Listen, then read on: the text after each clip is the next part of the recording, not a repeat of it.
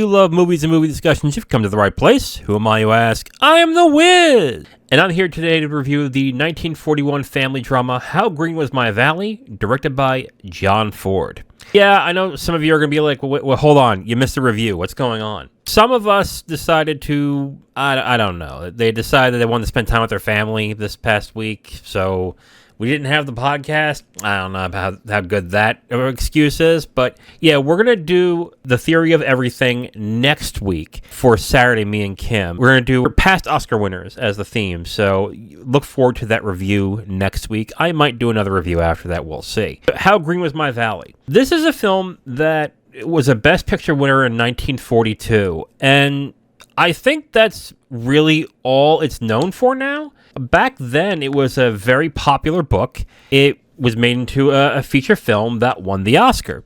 Again, that's really all it's known for, but it's known for it for a very specific reason. Basically because the films that it beat, well, there are a few films that it beat, but the one film that it beat that surprises everybody is Citizen Kane. This is the movie that beat Citizen Kane for Best Picture. It's very interesting because people didn't really realize this and make a big deal out of this until it won the AFI #1 film of all time, when AFI did their 100 movies, 100 films feature. So that's when people started going, well, wait a minute, how did Citizen Kane lose Best Picture if it's one of the best films of all time? And I don't know the politics of it or really what happened, but my guess is that, like the Oscars now, the Oscars likes to reward people for their careers, or as a I'm sorry, here's your reward kind of thing. And this is the thing I have an issue with the Oscars. It doesn't seem like they reward good performances or great performances in film or in direction or anything. It's more of a, we're going to give you one because we messed up the last time. And it's an ongoing cycle over and over again. And that's basically what the Oscars is now. And it kind of sucks. So what are you going to do? All right, so why don't we get into it? Let's get into the review of How Green Was My Valley, directed by John Ford. And before we get into the review, let's go into the plot. This is a family drama of sorts about the Morgans who live in a Welsh mining village. And it shows a lot of things in that village. It is a coal mining village. Basically, everybody in the town that are men work in the coal mines, essentially. And it really is about what happens throughout a small period of time in that valley. It goes from things like marriages, relationships, tragedies, to things that happen in the coal mine regarding labor and stuff like that. So it's definitely a very interesting retrospective. I think it's like set for a couple of years. I'm not entirely sure. So now that we've gotten to what the movie is about, let's get into my 3 points. And my first point for this film is, it has a great cast, including Walter Pidgeon and Donald Crisp. This has a really good cast. I don't think I can think of one person where I think they were miscast or didn't do a good job in this. But I want to especially highlight Walter Pidgeon, who plays Mr. Grifford, and Donald Crisp, who plays the Father Morgan, or Mr. Morgan in the movie. These two characters are really well done and really well acted. They are strong male role models who are very sympathetic, but also very kind, very likable characters. There's also Roddy McDowall's character, Hugh, who is the main character of the film.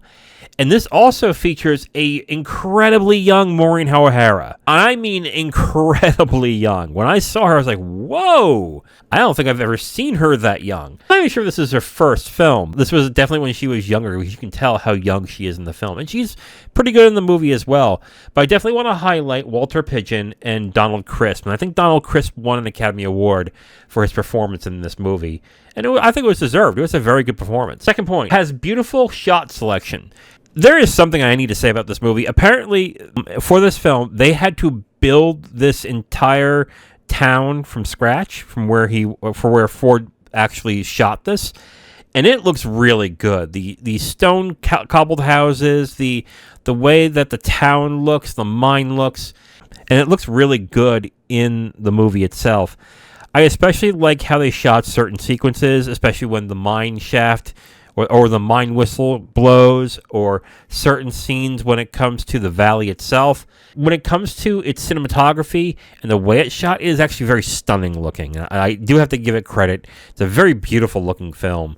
And my third point, a good amount of telling, not showing. This film has a very chatty narrator. I really think, and I might be wrong, but it's like the first 10, 15 minutes is full of narration. And that comes kind of an issue in the beginning of the film, because it was the one thing I noticed right away. Is like, wow, this has got a lot of narration. And that's where I come across the issue of some movies where they like to tell, not show. It is a principle of screenwriting where you want to show what's going on, not tell.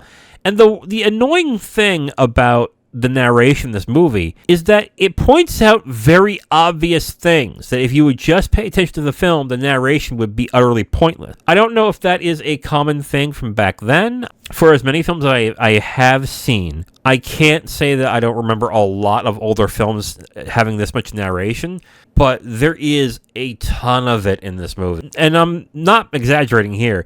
The first 15 minutes is full of narration. It does trail off as the film goes on, but it just seems like it's pointless to have it. I'm betting this is more of a thing where since it was based on the book, they want to highlight some of the writing in the book, which, okay. But that's where you try and blend the movie in to not use it so much. So I found the narration and the way that it would tell the story pretty annoying, and I would have rather it just showed me as I'm watching the film. Okay, so who do I recommend this for? I recommend this for people if you like generational family dramas. The film highlights an entire family of different generations going through their hardships, from the father to the older sons to the younger son Hugh, dealing with the town and what the town is, which is a mining town. And I would also recommend this for people if you want a pro-union movie.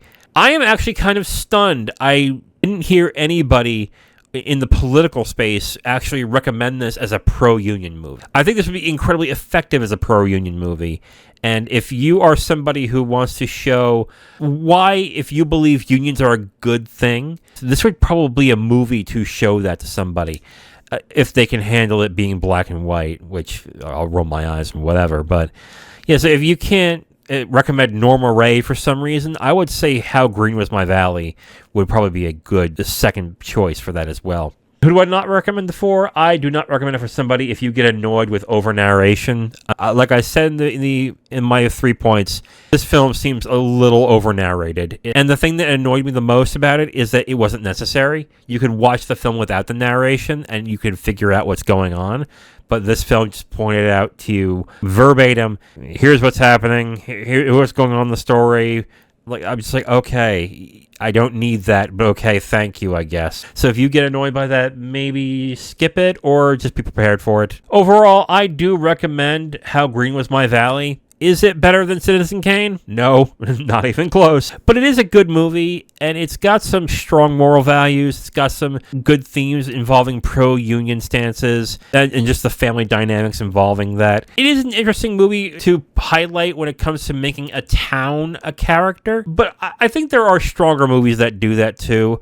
I think it's a good movie. It's not my favorite John Ford film, but it's a good movie. I enjoyed it. I thought it was an entertaining and heartfelt in certain points. So yeah, overall, I do recommend How Green Was My Valley. Check it out. It's $4 to rent on all streaming services. So if you want to check it out, go right ahead. That's how you can do it. Now, if you want my full review on this movie, you can go to my website at IamTheWiz.com. You'll have my full written review right on the site, along with a link to the video that has this review that you've just listened to. Okay, so for the next movies, Thursday, me and Zero are doing more of the 007 debriefings by reviewing From Russia with Love. Saturday, me and Kim are going to, this time, review The Theory of Everything, directed by James Marsh. And Tuesday, I'm going to do a winter theme when it comes to movies. And I'm going to watch something that I have been wanting to see, but haven't gotten around to it. I'm going to watch Snowpiercer, directed by Bong Joon-ho. This is a film that would later go on to be a TV series on TNT, but I've heard strong things about this. I've wanted to see it ever since I saw Bong Joon-ho's Parasite years ago. I wanted to check out his other films. I also want to check out Okja and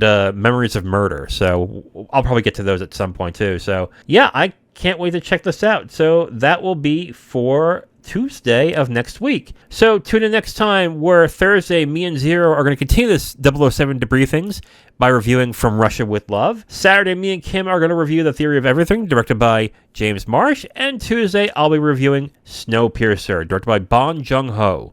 I am The Wiz, and I'll talk to you next time. Bye.